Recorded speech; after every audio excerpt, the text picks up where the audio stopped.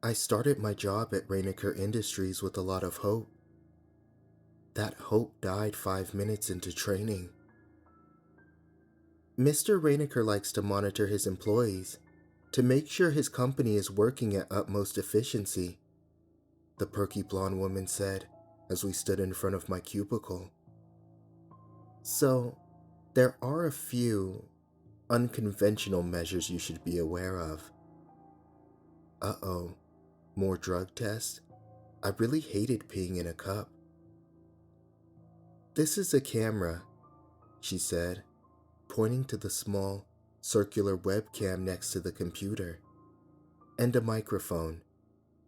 They'll continually stream to Mr. Reiniker. Don't worry though, he doesn't mind if you take coffee breaks and such. He just wants to make sure that you're not goofing off for hours. I stared at it, my heart sinking. No, I wasn't planning on goofing off, but a camera? Watching my every movement? That seemed insane and possibly illegal.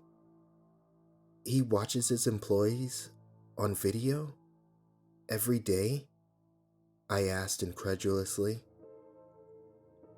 Oh, don't worry about it. You'll get used to it in no time. That's not what I asked. I stared at the camera, and it stared back. Someone could be watching every minute of my day, every nose scratch, every bra readjustment. But then again, this company paid almost $1,000 a week for someone who only had a high school diploma. I sat down at the cubicle. Is there anything else? Just that Mr. Reiniker's office is off limits. He doesn't like to be disturbed, so please don't go to him at any hour. Oh, great. He likes to watch us, but we can't even look at him? Okay, thanks, I said as she hurried away. Then I was sitting in front of the computer. On the right was an older man, and on my left, a woman about my age. They sat in their cubicles, laser focused, eyes glued to the screen, fingers racing along the keys. "Hi," I said softly. They didn't reply.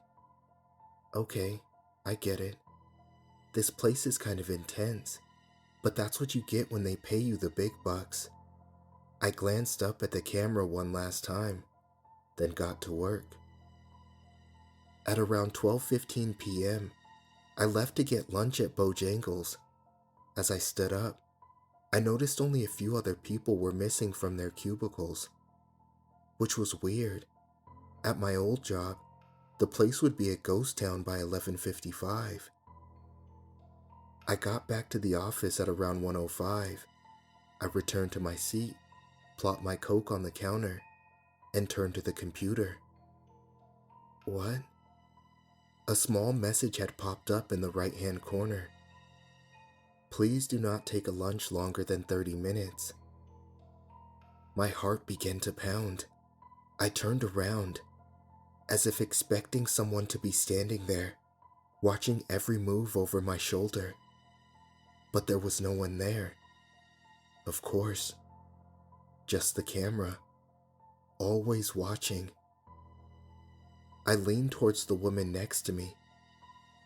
Hey, did you know about the lunch rule? Without looking at me, she replied, Most of us do protein shakes. There's a vending machine by the bathrooms. She lifted a white bottle that said soy something on the front, took a sip, and placed it back down, while still typing with her left hand. Really? That sucks. Man, things are strict around here. That's when she finally took her eyes off the screen. She stared at me, long and hard, and then whispered, Don't say that. Why not? Just don't. Then she turned back to her computer and continued typing. Weirdo. I spent the rest of the afternoon working hard on that spreadsheet. At exactly 5 p.m., I shut down the computer, gathered my things, and started for the door. Most of the other employees were still hard at work, but I didn't care. My brain was fried. As I walked towards the elevator, I passed Mr. Reiniker's office. Through the frosted glass, I could see his blurry silhouette in the computer chair. From what I could see, he was an average white man with dark hair and a black suit. He didn't look up at me, or even move, as I passed by. I walked into the elevator, looking forward to a meal that I could spend more than 30 minutes on. The next morning around 10, I decided to take a coffee break. The break room was small, but clean. A pot of fresh coffee sat in the coffee maker, and I poured myself a cup. As I grabbed a few creamers, I heard a voice behind me. "You're the new hire, aren't you?" A tall woman with a husky voice stood there, wearing a skirt that looked about 2 sizes too small. She looked me over, and then broke into a smile. "I'm Becky," she said, extending a hand. "I'm Stella," I said, swirling cream into the coffee. "How do you like it here so far?" "Well, it's actually kind of intense." She shook her head, then pointedly stared at a spot above my shoulder. I turned around. There was another camera. I was about to go for a smoke break. "Want a cigarette?" "Oh, I don't." She grabbed my hand and squeezed it so tight it hurt. Yes, you do. Come on." We made our way out of the building, to the entryway in front. The cold wind swept through, numbing me to the core. She pulled out a cigarette and lit it. Then she pivoted away into a recessed alcove in the brick, and then threw the cigarette on the ground. "What are you doing?" "This is a blind spot," she said, stomping it out with her heel. "The only place in the whole damn compound that isn't visible from the cameras." "They can't hear us?" I asked as I joined her. "Not really. The nearest camera is all the way back there. We should still keep it down though." She lit another cigarette, let the smoke trail off in the wind, and then stomped it out. "Listen, kid. Get out while you still can. You're young, single, no kids, right? You don't need this money. I'm only still here because I've got 3 kids to feed.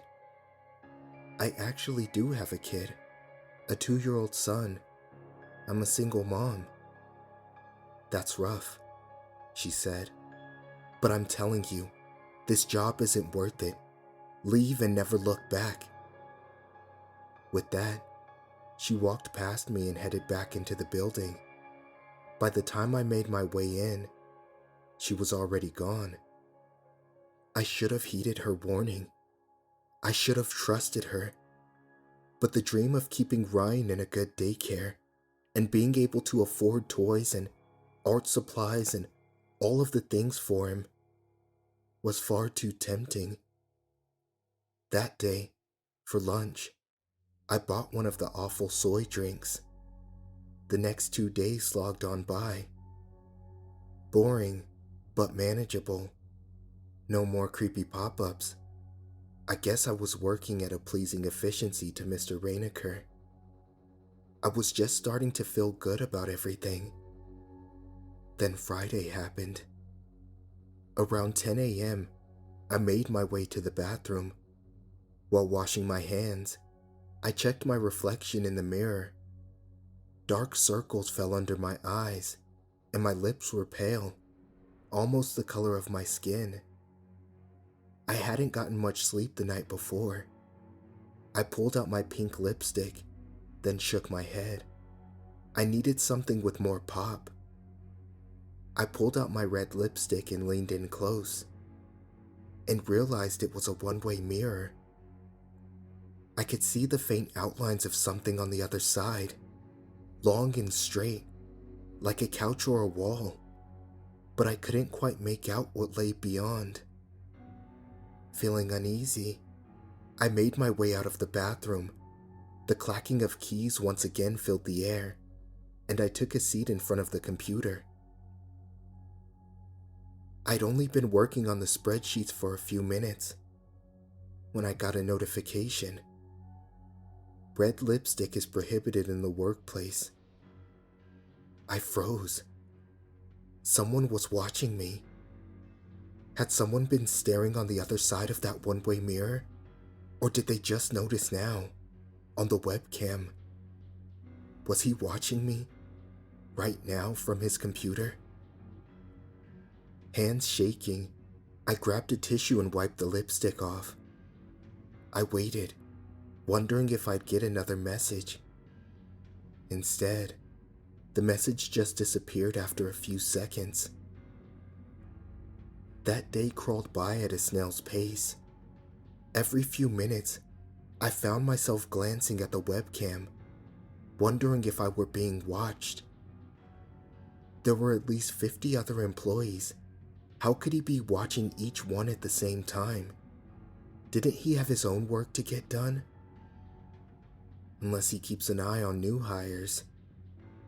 I glanced around at my desk, then I picked up the tissue box, and, making it look perfectly natural, placed it so that it obscured the camera.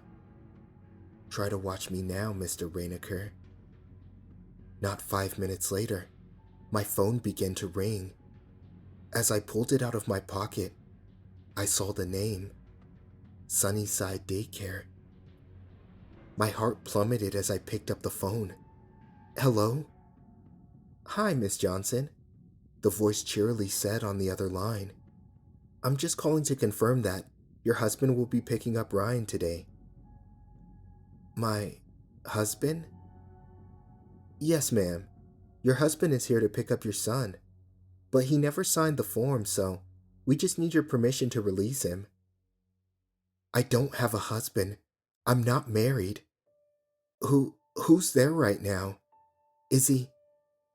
Oh, that's funny. He just left. Well, next time you come in, can you have him sign the form? That way I don't need to call you.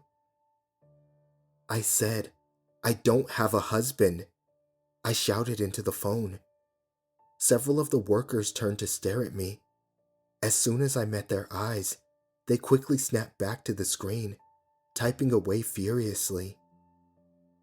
Oh, that's strange, the woman said on the other end. We'll look into this matter, thank you. The line then clicked, and I stared at my phone, emotion surging through me. Who the hell was there, trying to pick up my son? I didn't put the pieces together until I turned back to the screen. A new message had popped up. Never block the camera at your workstation, please. There will be consequences. My fear suddenly burned into anger. I pushed myself away from the desk and charged to Mr. Reiniker's office. He thinks he can mess with my kid? As soon as I gave him a piece of my mind, I was calling the police on this entire operation. I stopped in front of the door, staring at his blurred silhouette through the glass. My heart pounded as my hand fell on the doorknob. I can do this. I turned the doorknob and charged in. The blood rushed out of my face. It wasn't a man sitting in the office chair. It was a cardboard cutout.